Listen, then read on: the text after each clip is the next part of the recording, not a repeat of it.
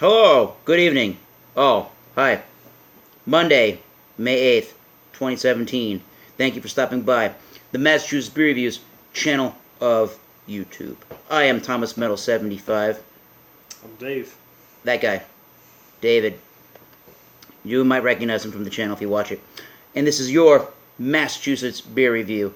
And today is a very interesting beer that I have not tried, and I have actually wanted to try this. So, Dave, I didn't even make him do any research on it. That's how exactly I did it to him. I was going to research the beer and get some information. Nope, not gonna allow him. And we're just going to go into it blindly. And actually, I have looked it up, but I don't remember any of the information. So there you go. This is a porter aged with coffee from our fine New England style IPA brewers in Everett, Massachusetts, Night Shift Brewing. This one is called Awake. Because if you're not asleep, you awake. Or you're about to be more awake. Sure. And we just listened to Just Got Paid, as played by Mastodon.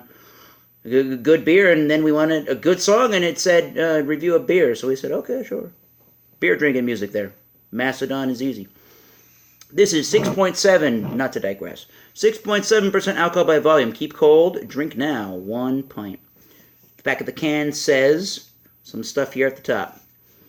Awake is a robust, lively porter for the senses. Its rich coffee note leads into smooth notes of baker's chocolate. And I say it says some stuff because they talk about the brewery a little bit on the bottom here. And basically what they say is they started in 2012, bunch of friends. They aim to create a memorable craft beers that offer a wide variety of unique, complex flavors. They are Night Shift Brewing Incorporated from Everett, Massachusetts, 02149.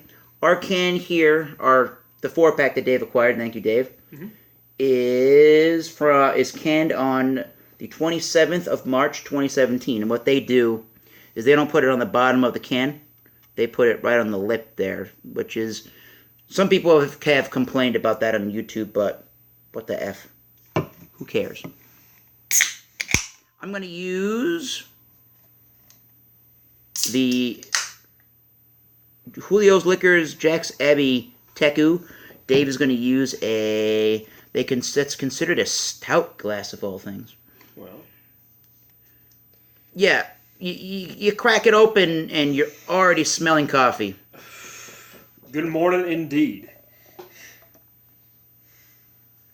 Not nitro, just coffee in a porter in a can. Coffee, porter aged with coffee. Due to Dave's recommendation, I don't know, and I don't know if the Night Shift Brewing website would tell me, but we don't got the pertinence, except for Night Shift beers usually do good in the ratings, and a lot of the good New England brewing brands like Treehouse and Trillium, I think the Alchemist does, and Night Shift, they do really good dark beers, not as quite as well known, but they do really good dark beers as well as their New England style IPA. So if I look at, Tommy, I think the first thing we should judge too as well is by the head of the pour. There's your head. One thing is I can say, you have a different style of glass than I do. When I poured mine, I really didn't get any head from it whatsoever. And that's supposed to be more of a dark beer stout glass, by the way. And yet again, you have a more well-pronounced head too as well. I don't know if it's just a style pour at that point or really it's a glass, but I think the entirety judging basically by the head of the pour, you have to throw that out the window. Sure. But when you pour it in a glass with some head, you're gonna get a khaki. You're gonna get a khaki tan-looking head with the kind of those big bubbles there. You're gonna get a little bit of the ruby red tinges throughout. It's not super ultra dark. It is a dark ruby red, but without the light, definitely dark. Some lacing there at 6.7%, but as we alluded to, let's get to that smell of the coffee. Let's just dive right into the coffee stout or coffee porter. That's rich. Yeah. Rich coffee smell. It's like opening up a perfect blend, exactly like Starbucks coffee, like that deep, dark smell, like the dark roast. This was not cold when Dave acquired it, and we had it in the fridge maybe not even 45 minutes, maybe an hour, and it's cool, but it's probably still closer to maybe that 50-55 degrees.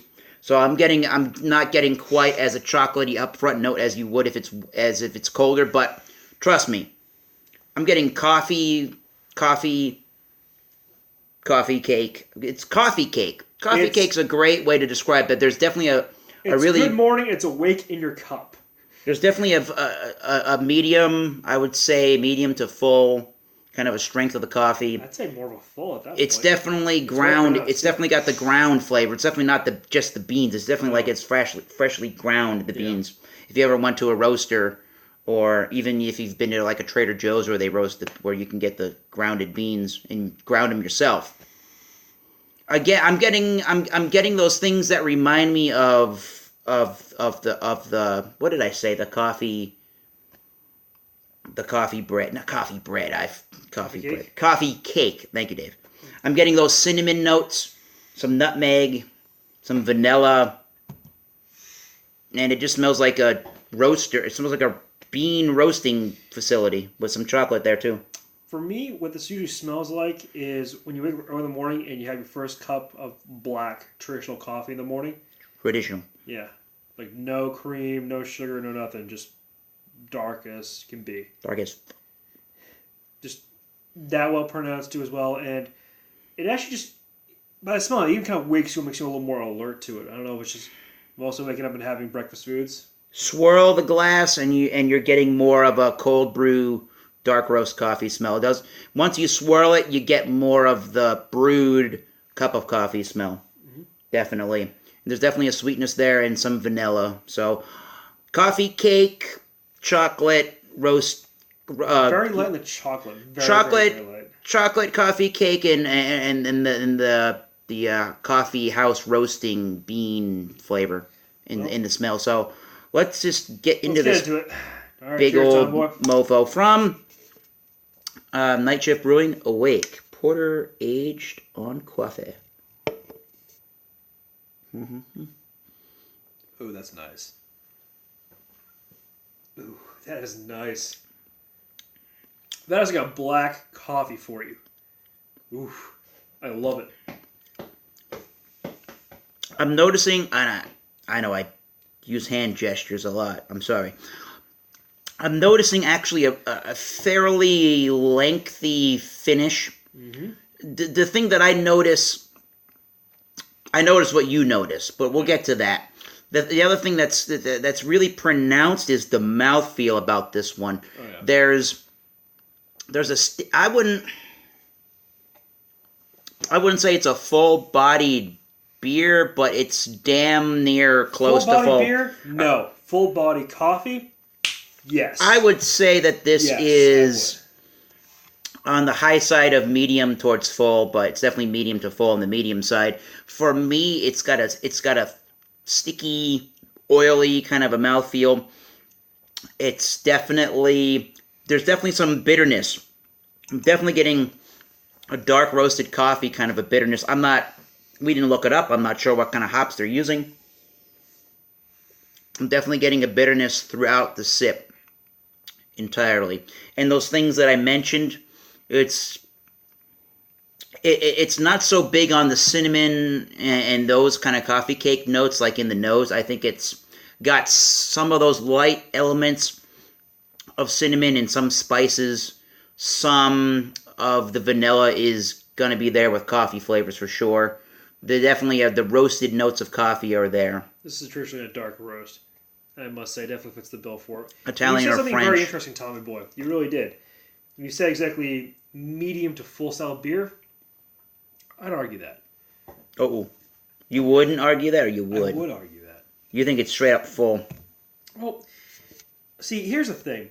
I mean, normally when you have a beer at that point that's built on flavor, you wonder where exactly what takes over. Is it the flavor of it, or is it the natural beer aspect to it? I think that this is a full-strength coffee beverage. I think it's very hard to dispute that at this point. However, from having it, though, and trying it, and yet it is could be a challenge with either how well they brewed it, but it's very challenging for me to even pick up that this even is a beer. Yeah. That's my problem with it. It's just that, normally when you crack open a beer, you can tell me it's like, yep, this is a beer. However, if I was to wake up in the morning and try this, I could easily pass out saying, like, this is just a black coffee with a little more pep to it. Would you say in that regard that this is just pretty much a malt-forward beer? That's a very good question. Because I think, more that's syrupy feel to it. Yeah, that's what I'm getting. That's what I'm getting. Definitely, like I said, the mouthfeel is the big thing. If there's a syrupy, that's a good word. I said oily and has a sticky mouthfeel, but sticky and syrupy is a better word. Syrupy is better word than oily, definitely on that. I mean, it's not like Tell me what, I think I have to argue. maple syrup. It's not like that. I have to argue this, and it's very challenging for me to argue this right now because, I can't say malty because, for most of the malted beverages that I've ever had too as well, I could usually have that lasting sugary or exactly syrupy kind of flavor that seems to linger at that point. It's usually also builds in the texture a little bit more too as well for the beverage. However, in this beverage too as well, it doesn't have that texture too as well. It feels like a little more free flowing too as well. No. You know what? The beer is a lot about texture, but Yeah. I mean, Very not much texture, so. not texture, mouthfeel. But what would be good what would be good, and what can be good about certain stouts and porters is an addition of the oats, or maybe vanilla would be really good in this. But I think an addition of oats or a different grain bill would lend itself to having a different silky mouthfeel and texture, because when you get the beers like this, well, when you get the beers from companies, the IPAs from companies like Night Shift, Trillium, Treehouse, the Heady Topper from the Alchemist that I have a can of that drank over there for posterity. I don't know. Those are the big ones. No. They will use white wheat malts or a flaked wheat malt or a flaked oat or a toasted oat, and those things can give the beers a fluffier texture. And I think this beer would benefit from that really well. The main thing that I get from me is those big dark roasted coffee malts. And as true fashion to drinking a dark roast coffee without any cream in it, that's the taste for me, more so than any hops. That's what's providing me a bitter taste in the beer is coffee. The coffee is bitter itself. Well, here's the thing. Some people like their coffee very, very bitter.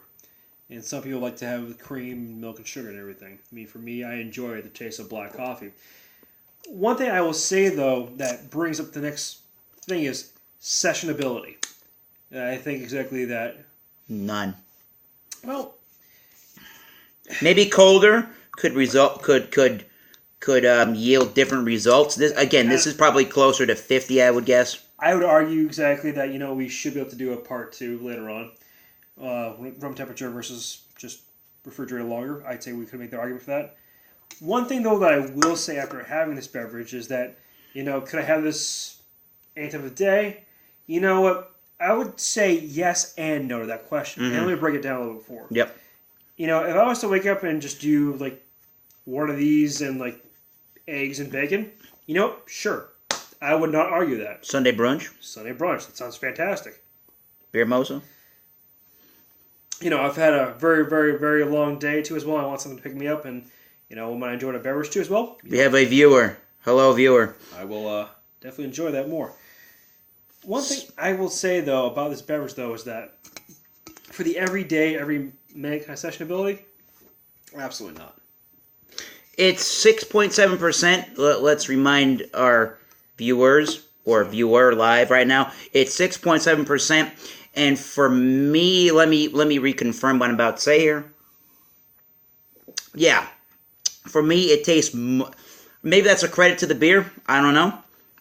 For me, it tastes much larger than 6.7%. I would guess that was 8. See, here's also something like I'm that also percent. going to spin off of what you're saying, though, is just that Goodbye, viewer.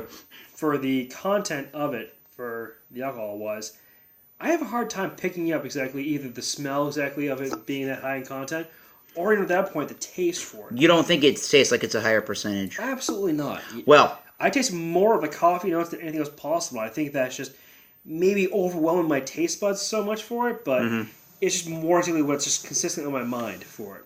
well, we've kind of given you a basic general idea of what we think about the beer. It definitely has a dark roasted coffee without cream, bitterness, and roasted note.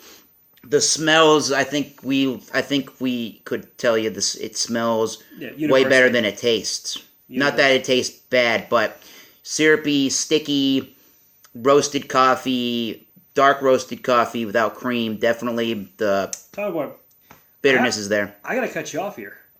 I thought of something here. Now, maybe we've been approaching this beer a little bit unfairly. Okay. 16 minutes almost into this, and we approached it wrong, folks. Maybe we're not looking at this as like a sessional kind of beverage. No, I wouldn't look at it that way. I actually would look at this kind of as either a breakfast or a dessert beer. That's what I say because, I mean, imagine having these with a bowl of like vanilla ice cream. I think that could be something of interest. Folks, I think what he's trying to say here is... I threw a curveball. Grab a bowl, put some Cinnamon Toast Crunch in that bowl, put your milk in that bowl, and have it with this. And it actually would probably taste good. I'd say bacon and eggs in the morning, and if you want to do something a little bit enjoyable in the night, have yourself a bowl of vanilla ice cream, have yourself this to accompany it. I'd say you'd be sitting pretty right. Medium to full-bodied cigars and medium to full-bodied Latakia blends, English blend tobacco, pipe tobaccos. That's the thing. No cigarette recommendations, but those would be great smokes to have with tobaccos to have with this beer. Sessionable? No. Special occasion on the certain type of event of the day? Absolutely. So, how are you? What are you gonna? What are you saying about the beer overall? What's your overall letter grade and thoughts on this one? You know, for fully sessionable, I mean, I can't say that. You know, for the entirety of judging it on appearance because of head-wise, we had to toss that out. You know, for taste though, I love coffee, so yet again, this might throw a little bit more of my opinion out the window here in this case. But I definitely give it an A for the coffee flavor, what exactly it was intended to be. For the trap that it is, because I think you and I can both agree to this, that, you know, we can't really pick up too much of the alcohol on it whatsoever. I'd say that's a danger for it. Also kind of a blessing. I think it has a little bit of alcohol taste, but that's great that Dave can't. I can't. That Dave's over. Dave's right there. Yeah, I can't. I love drinking beers. There he is, right there. Yep. However, you know, if I'm fully going to give this beer a grade out of 100, you know, I think I wouldn't feel too bad about giving it an 84. All right. I wouldn't feel bad about it. Well, this is the first time I'm looking it up on... Oh, so now you look up the popular opinion. Yeah, I'm getting... Go ahead. You said 84. I give it an 84. The Bros, and this is an American-style porter at 6.7%. The Bros are giving it an 88, so we're not really that far off, and I'm gonna stick with Dave on an 84. I think it's a high B towards B plus. I don't think it's quite a B plus. I'd say it's more of a B. And they're using counterculture coffee, notes of fresh roasted coffee, and baker's chocolate. I think it's between a B and a B plus, more on the B side. Tommy boy, I think we actually have to give another review of this beer after we kind of get it a little more chilled, so we can kind of go both ways, because we've done a room temperature kind of now, pretty much. Once we get a little colder, then we might have to give it maybe a higher rating or a lower rating. We don't know. You know what we might do later is you might, if you go on the Massachusetts Beer Reviews group of Facebook, you might see us on there a little bit later, and we might be discussing a